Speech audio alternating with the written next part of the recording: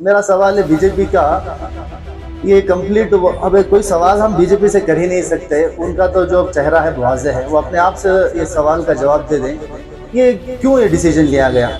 क्या मुसलमान बैकवर्डनेस से बाहर निकल आए, डेवलप हो गए, या फिर जिस कम्युनिटीज़ को बढ़ाया गया है कोटा, वो डेवलपमेंट की मार्जिन से नीचे आ गए हैं? क्या बैकवर्ड हो गए हो? किस बुनियाद पर आपने डिसीजन लिया? कौन सी कमेटी, कौन सा सचार, कौन सा रिसर्च, कौन से कमीशन की बुनियाद पर आपने किया? ये सवाल जो है वो खुद अपने आप को दे लें। ये हमें तो वाज़ेह है इनका एक चेहरा, ये जो इनका एक कम्युनलिज्म है, जो हिंदू मुसलमान कर ये छोड़ना चाह रहे हैं, ये वाज़ेह है। इनका जो नीयत है इसमें पूरी जाहिर हो रही है कि मुसलमानों को रफ्ता कम्प्लीटली निकालना चाह रहे हैं। आते चलते अब बहुत सारे इनके एजेंडेज होंगे जो आगे आएंगे। और मैं यही कहना चाहूँगा कि ये कानून लाने वाले भी जेडीएस थे, इंशाअल्लाह इसको वापस भी हम ही लाएंगे। आप सबको सोचने की ज़रूरत है, वापस एक डिसीजन लेने की ज़रूरत है। आप सब वोटर्स वगैरह भागने वाले एमएलए इलेक्शंस में आप अपना रद्द अमल दिखाएं और वापस इसको जिताएं। अल्हम्दुलिल्लाह किसी ना किसी तरीके से अल्हम्दुलिल्लाह जेडीएस वापस पावर में आएगी और ये वापस कानून हम लेकर आएंगे। हम चाहते हैं, मैं चाहता हूँ हमारा भी कॉन्स्टिट्यूशन इसमें जुड़ा रहे, ताकि हम कुमारस्वामी साहब को फोर्स करें इम्प्लीमेंट करने के लिए। कोई हमें उम्मीद भी है वो सोचेंगे, देखेंगे 4% से ज़ायद बढ़ा कर भी अगर हो सके तो ले आने वाली कोई वाहिद ऑर्गेनाइजेशन बाकी है तो मैं समझता हूँ जेडीएस है। क्योंकि जो फ्यूचर्स जो स्कीम्स बनाकर दिए थे उसको बाकी रखने के लिए कोई तैयार नहीं है। कोई नया कोई स्कीम बना पाएगा क्या? तो आज ये ख़त्म हो रहा है तो सबसे पहले फ़िक्र किसे होगी? जिसका माल है उसी को फ़िक्र होगी, जो बनाया था जिसको ख़त्म हो रहा है उसी को होगी। तो उसके ज़ाहिर है सबसे पहले कौन किए?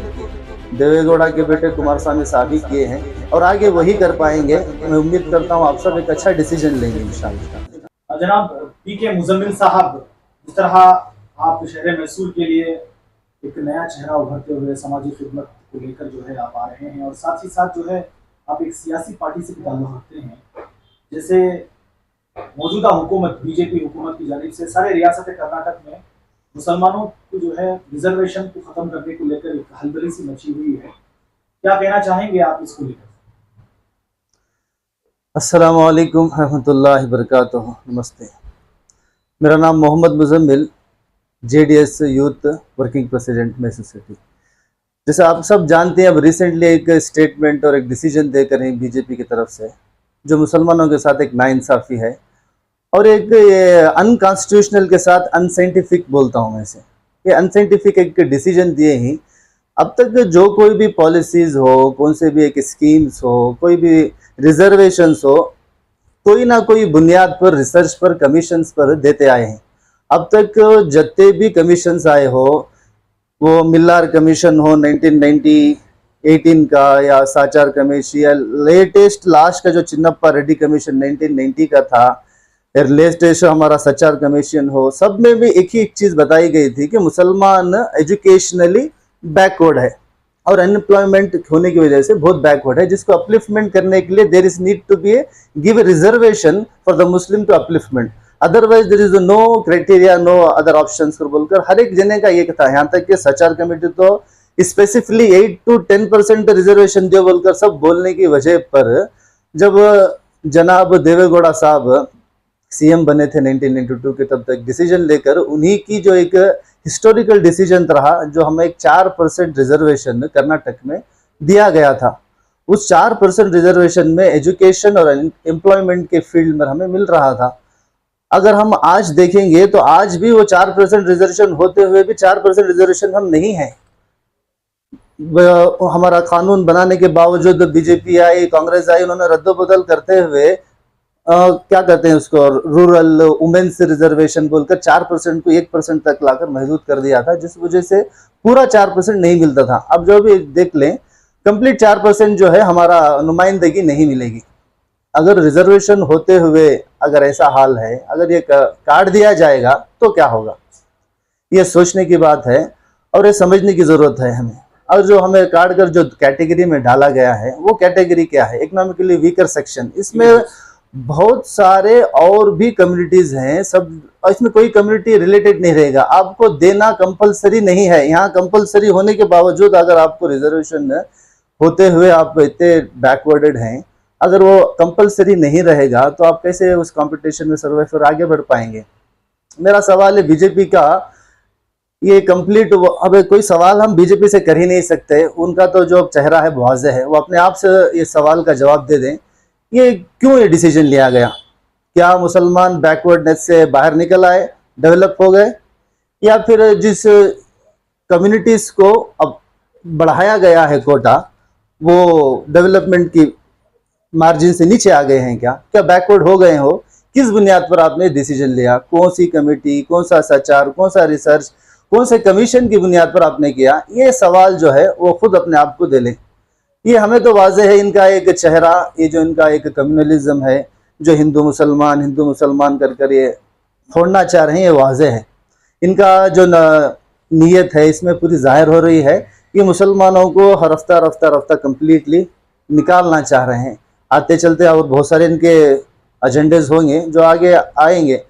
और सबसे बड़ा सवाल अब मैं करना चाहूँगा लीडरों से जो इस बीजेपी के साथ जुड़े हुए हैं, वो चाहे मिनॉरिटी मोर्चेस हो या उनकी मेन पार्टीज में हो, किसी मुसलमान जो जुड़कर काम कर रहे हैं, सवाल उनसे है। क्योंकि आप किसके लिए काम कर रहे हैं, खुद के लिए, आपके पोस्ट के लिए, या पैसों के लिए, या कम्युनिटी के लिए, अपने बच्चों के लिए, जो फ्यूचर देने के लिए आप वहाँ पर कुछ कर रहे हैं। तो आपको आज अपना रोल निभाना होगा, अपोज करना होगा, वहाँ पर रिजाइन देना होगा, अपने आप को टटोलना होगा। आप किस प्लेटफॉर्म पर हैं, आप क्या कर रहे हैं, क्या यहाँ से मुसलमानों की फलाहबूदी हो पाएगी, कर कुछ हो सकता है क्या, अब क्या कर रहे हैं और कहाँ हैं, सोचें और अपने आप को इस दलदल से बाहर निकालें।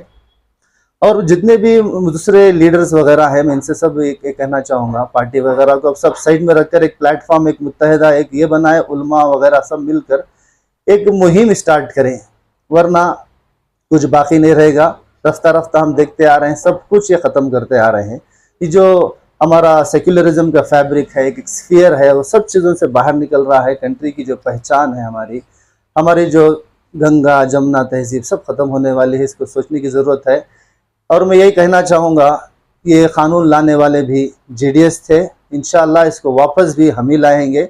आप सबको सोचने की ज़रूरत है, वापस एक डिसीजन लेने की ज़रूरत है। आप सब वोटर्स वगैरह आने वाले एमएलए इलेक्शंस में आप अपना रद्द अमल दिखाएं और वापस इसको जिताएं। अल्हम्दुलिल्लाह किसी ना किसी तरीके से अल्हम्दुलिल्लाह जेडीएस वापस पावर में आएगी और ये वापस कानून हम लेकर आएंगे।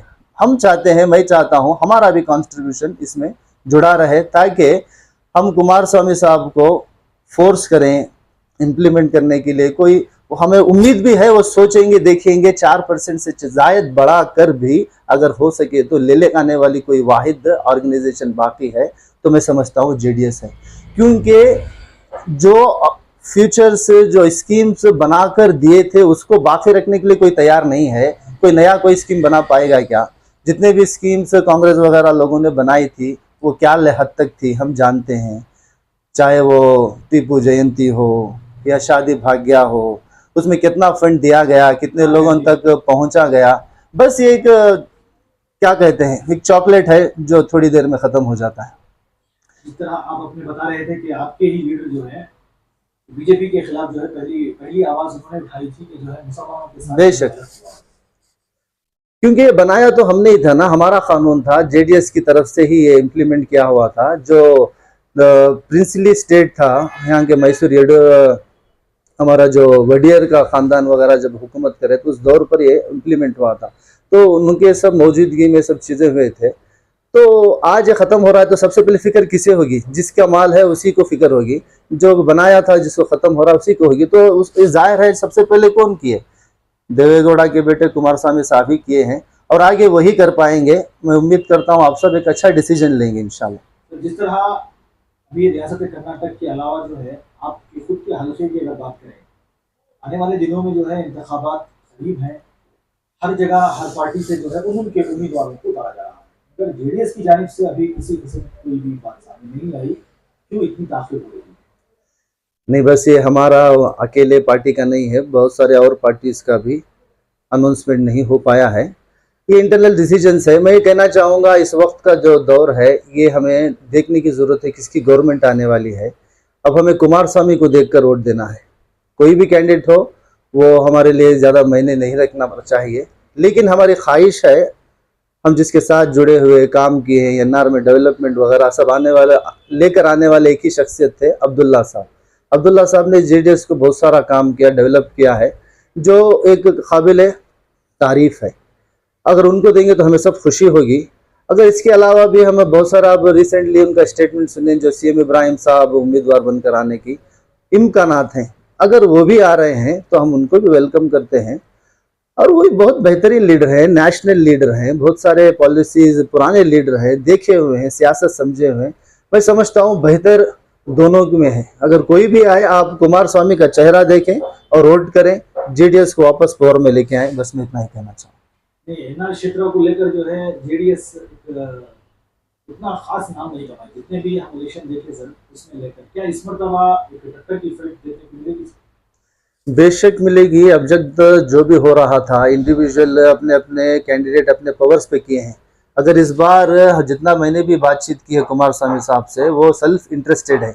जितनी बार भी वो कहते हैं ये हमारा मंड्या और मैसूर नम्मदू करने का उनका एक स्लोगन है, जिसकी बिना पर वो खुद कैंपेन के लिए हम बहुत बार आएंगे। मैं उम्मीद करता हूँ उनकी प्रेजेंस पे बहुत सारा डेवलपमेंट आएगा और पब्लिक इस तरफ पलटेगी।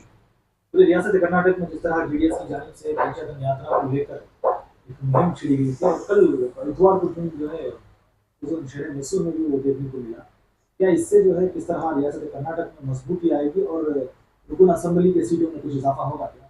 बेशक होगा। आप सब इसका विटनेस रहेंगे, देखेंगे आप आपकी आंखों से बहुत बदलाव आया। जो पब्लिक वहाँ जमी थी, जो गैदरिंग हुआ है, ये सब आपके सामने है और इसका इफेक्ट इंशाल्लाह सामने इलेक्शंस में ज़रूर आप देखेंगे।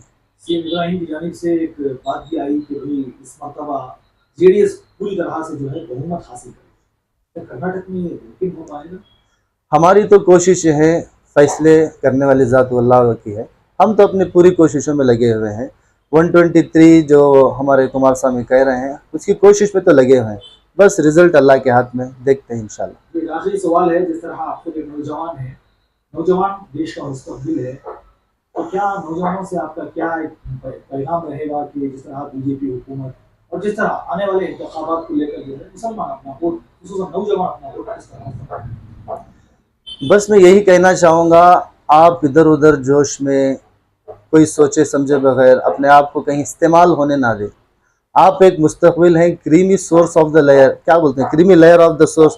एक कम्युनिटी का क्रीमी लेयर आप लोग हैं। आप लोगों की वजह से कुछ बदलाव आ सकता है, तो सोचने और समझने की ज़रूरत है और आपको कहाँ इस्तेमाल होना चाहिए। अगर कोई इख्तिदार में आए तो वो हमारे लिए क्या करेगा, इख्तिदार में आ भी जाए तो कर पाएगा क्या, वो सोचने की ज़रूरत है।